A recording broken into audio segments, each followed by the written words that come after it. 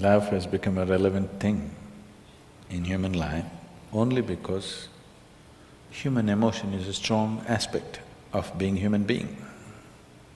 In human life, emotion is a very powerful thing. Even in this day and age, though people think they're very intellectual, even today, their emotions are the strongest aspect. Yes or no? It's the most intense aspect of their life. They claim they're intellectual, but their intellect is never so intense, but their emotions are intense. Maybe not love, maybe not compassion, but maybe anger, maybe irritation. These are all emotions. So emotion is a very important aspect of being human. Now we're only talking about what type of emotion do you want to have? Now do you have a mind? Do you have a mind? Yes. Would you want it to be sharp or dull? Huh? Why? It works better that way, isn't it? Similarly, if you have emotions, do you want to have sweet emotions or bitter emotions? Sweet emotions. It works better that way, isn't it? So love means just that. You have transformed your emotions into sweetness. Now I want to be in love without emotion. That's a very European idea.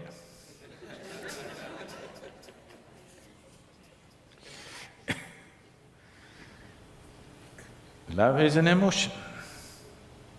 It is the sweetness of your emotion which we are referring to as love. If the same emotion becomes bitter, we call it hate. Usually it is the people whom you love that you hate, isn't it? Some time ago you loved them, now you hate them. You don't hate that man who's just walking on the street, isn't it? Some love should have happened and now the coin fell another way and now it's become hate. Yes? So it's just the same coin. If it falls this way, it becomes love, it falls that way, it becomes hatred. Don't think they're too far away. They're pretty close. One little thing goes wrong, love becomes hate, isn't it? So, how to be in love without emotion? Love is an emotion. Now the choice is only, do you want your emotions to be sweet, pleasant or unpleasant emotions? That's your choice. It's an obvious choice, isn't it? But most people are keeping their emotions bitter most of the time. Bitterness need not necessarily mean they're in active hatred. They're in irritation, they're in agitation. They're in some kind of… fear is also an emotion, anxiety is an emotion. It is in some level of unpleasantness. If you make your emotions very pleasant, then life will be very pleasant. Even today, most people experience as a moment of love, as the most profound experience of their life. It is not. But they experience it that way because that is the most intense thing they have touched. What that is the deepest dimension of life they have touched is a moment of love.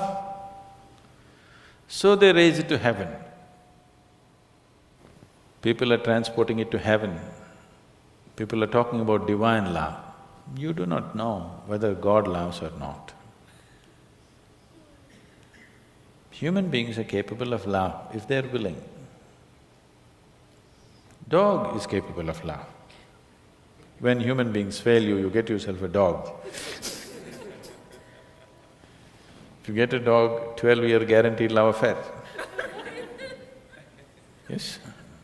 Do not underestimate this. You get yourself a dog, every day you come home, what a welcome you get. Your wife, she's no good. One day she's one way, your children, they're not interested whether you come home or go. But your dog, every day, what an excited welcome he gives you. Nobody's capable of this, isn't it? Every day, without fail, he'll never show disinterest in you. is such a boost for you. You know? Dog is love for sure. Maybe it's just a spelling mistake. You know, typos can happen.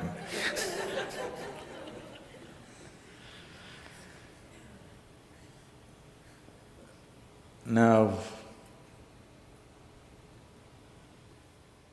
if you made yourself in such a way, nobody around you can love you, then the only succor you have is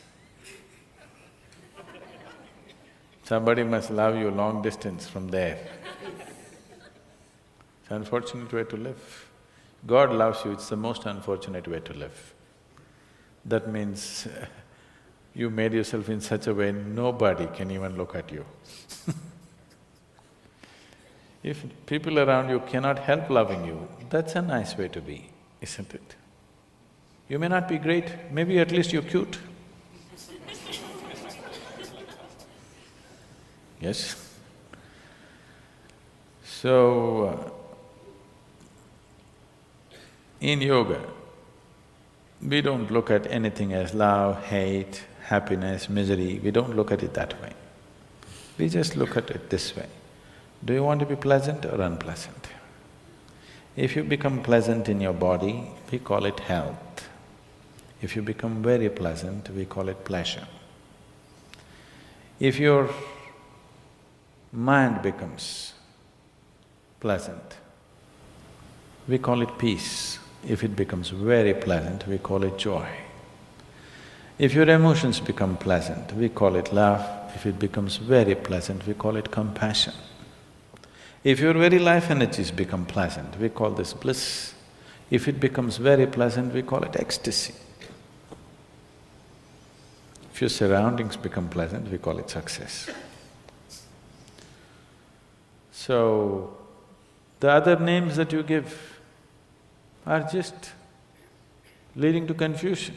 Should I be loving? You don't have to be loving. Just be pleasant in your body, pleasant in your mind, pleasant in your emotions, pleasant in your energies. You will be a wonderful being. If your emotions are pleasant, if somebody comes here, you can share that pleasantness with them. If your emotions are unpleasant, for sure you share that with people, isn't it? Yes or no? So you cannot do something that you're not. If this is feeling pleasant now, it will naturally be pleasant to everything. If this is feeling unpleasant right now, it will be nasty to everything. So instead of seeing how to make this pleasant, you want to be pleasant to somebody. That is being loving. You don't have to be loving. If everything within you has become pleasant, whatever is needed in that moment, you will do. If you need to say pleasant things, you will say that. If you need to say some hard things, you will say that. But without any unpleasantness in you, that's important, isn't it? If you'll have to fight a war, you'll fight it without any unpleasantness in you, that's important. Then you will do everything only to the extent it's necessary. You will not overdo anything. If you say, I love somebody, you will exaggerate things about the people whom you love. You will exaggerate good things about them. If you say, I hate somebody, you will exaggerate bad things about them. You will never see anything the way it is. People go blind with things that they love, isn't it? They have no sense, they lose all their sense. If they hate also, they'll lose sense.